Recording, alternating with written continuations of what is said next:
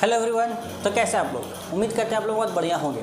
तो हम लोग फिर से आ गए अपना एक नया लेक्चर लेकर के। ये जो लेक्चर हमारा ये पार्टनरशिप बिजनेस का है। लेक्चर नंबर कितना ये मुझे याद नहीं है, क्योंकि कंटिन्यूअसली 2-3 जगह पे काम कर रहा हूँ।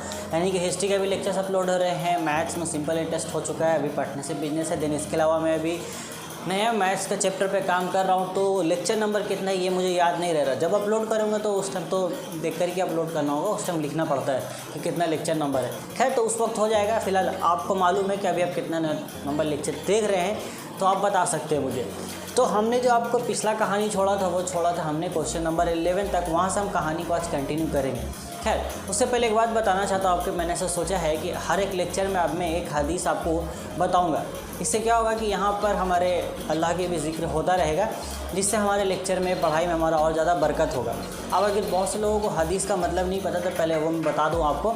जैसे बहुत सारे फेमस पर्सन्स होते हैं जो लाइफ में कुछ बड़ा अचीव कर लेते हैं, सक्सेसफुल हो जाते हैं, तो उनकी कुछ इंपॉर्टेंट बात जिसको हम रिकॉर्ड करके रखते हैं, कि जिसको हम सिंपली बोलते हैं कोट्स।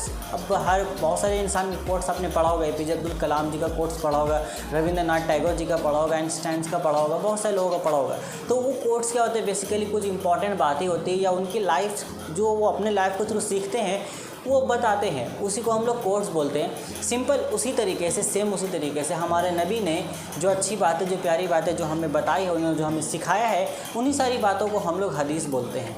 अब हदीस जो है वो बेसिकली अरबी लैंग्वेज में होता है, तो मैं यहाँ पर आपको सिंपल लैंग्वेज में उसको बताने की कोशिश करूँगा। और हर लेक्चर में एक हदीस यहाँ पर मैं आपको बताऊँगा। देन उसके बाद लेक्चर को स्टार्ट करूँगा। तो आज का हम लोग पहले हदीस पढ़ लेते हैं, सुन लेते हैं, उसके बाद हम लोग लेक्चर को स्टार्ट करेंगे। तो हदीस हमारा आज का ये है कि हज़रत अबू हुरैरा रज़ियल्लाहु ताला अन्हुमा से रिवायत है कि नबी करीम सल्लल्लाहु अलैहि वसल्लम ने इरशाद फरमाएगा कि कोई शख्स चाहता है कि वो दुनिया में ईमान का जायका ले, तो उसे चाहिए कि वो हर दूसरे इंसान से मोहब्बत करे। इसका पूरा मतलब ये निकलता है कि हमारे नबी यहाँ पर फरमा रहे हैं कि अगर किसी इंसान की ये ख्वाहिश है वो पूरे ईमान का जायका लेने की, वो चाहता है कि दुनिया में उसे हर तरह के ऐशो आराम, इज़्ज़त व शोहरत मिले, तो उसे इतना चाहिए करना कि वो हर दूसरे इंसान को, यानी कि जो भी उसके आसपास जो इंसान से, जो भी उसके रिश्तेदार हैं, पड़ोसी हैं, वो उनसे मोहब्बत करे। अब मोहब्बत करने का सिंपल मीनिंग यहाँ पर आता है कि भाई आप उसके बारे में अच्छा सोचें, बुरा ना सोचें। अगर वो किसी परेशानी में है तो उसका साथ दें, उससे उस परेशानी को से दूर करने की कोशिश करें। अगर कोई इंसान इस तरह का काम करता है तो अल्लाह उसके लिए बेहतर ही सोचेगा, क्योंकि अल्लाह सबके लिए सोचने वाला है। हमें चाहिए कि हम अपने आसपास के लोगों के लिए भी अच्छा सोचें। तो ये हमारा आज का हदीस था। अब इसके बाद हम लोग आ जाते हैं अपने टॉपिक के ऊपर, यानी कि पार्टनरशिप बिजनेस के क्वेश्चन के ऊपर। तो देखो जो क्वेश्चन नंबर 12 है हमारा, 12 है, यहाँ से क्वेश्चन का पैटर्न थोड़ा चेंज हुआ है। हमने जो पीछे 2-3 क्वेश्चन जो किए, वहाँ पे क्या था कि आपको कहानी में बीच में ब्रेक दे रहा था कि इतने टाइम्स के बाद कोई बंदा जो बिज़नेस कर रहा है वो एक्स्ट्रा मनी ऐड कर दे रहा है, फिर हमसे प्रॉफिट शेयर निकालने बोल रहा था। यहाँ पे भी वो बात है कि कुछ टाइम्स के बाद एक्स्ट्रा मनी ऐड हो रहा है, बट वो कितने टाइम के बाद ऐड हो रहा है ये चीज़ यहाँ पर मिसिंग है।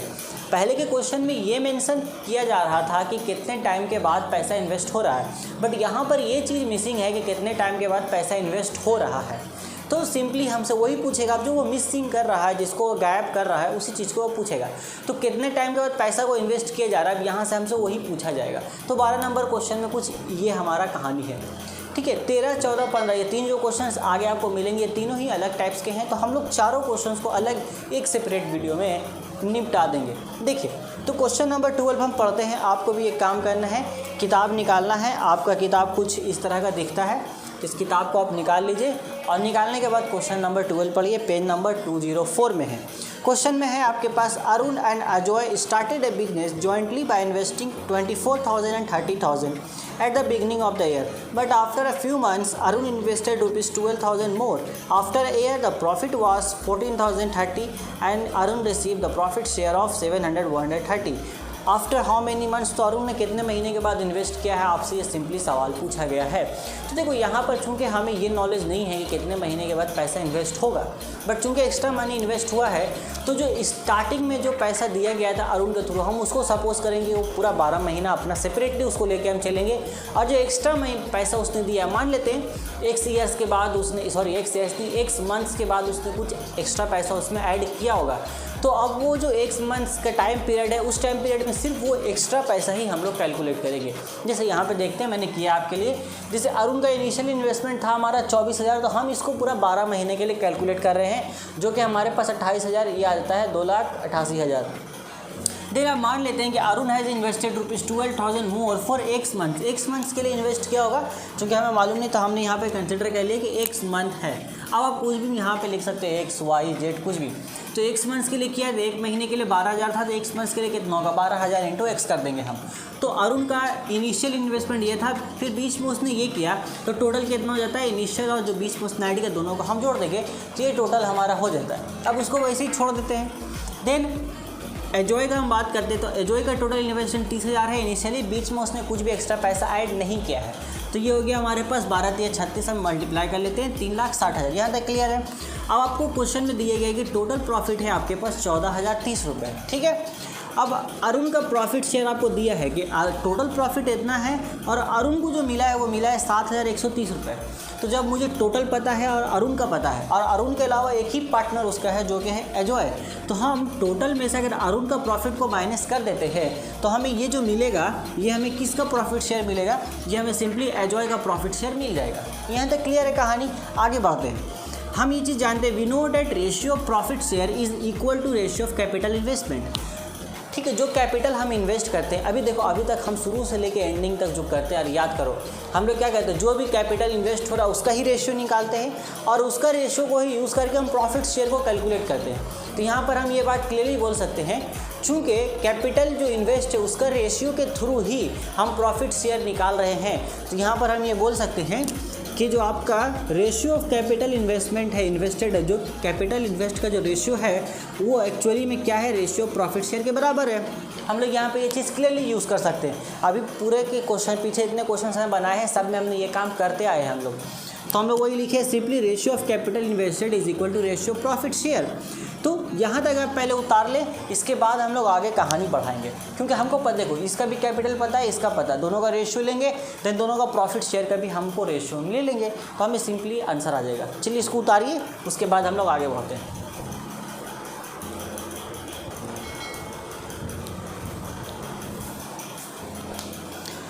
तो देखिए, इस लाइन के बाद हम लोग डायरेक्ट यहाँ पे आते हैं, रेशियो ऑफ कैपिटल इन्वेस्टेड, तो Arun's capital divided by Ajay capital, then यहाँ पे हम दोनों का प्रॉफिट शेयर लिख लिया है। अब यहाँ से हमको सिंपली अपना मैथ्स का काम करना है, कैलकुलेशन करना है, मारामारी कराना है यहाँ पर। तो ये देखो, 1 0 से 1 0 पहले इन दोनों को काट दो, ठीक है, वो कट गया। देन इसका 1 0, इसका 1 0, ये भी कट जाएगा आपस में। यहाँ तक कोई प्रॉब्लम मुझे नहीं लग रही है अभी तक, यहाँ तक ऑल क्लियर है। अब एक काम करते हैं, हम 3 के टेबल से इसको काटते हैं, 3 दूना 6 हो जाएगा, और बस कितना गया 1, और सॉरी नहीं कटेगा, नहीं कटेगा, कोई बात नहीं है, उसको 713 वैसे रहने देते हैं हम लोग।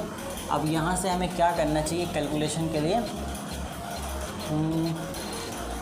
मुझे ऐसा लगता है कैलकुलेशन लंबा होगा, तो एक काम करते हैं, इसको हम कैलकुलेशन करते हैं, लंबा होगा तो जो होगा ठीक है। मैं आपका पहले कैलकुलेशन कर देता हूँ, फिर आपसे बात करूँगा।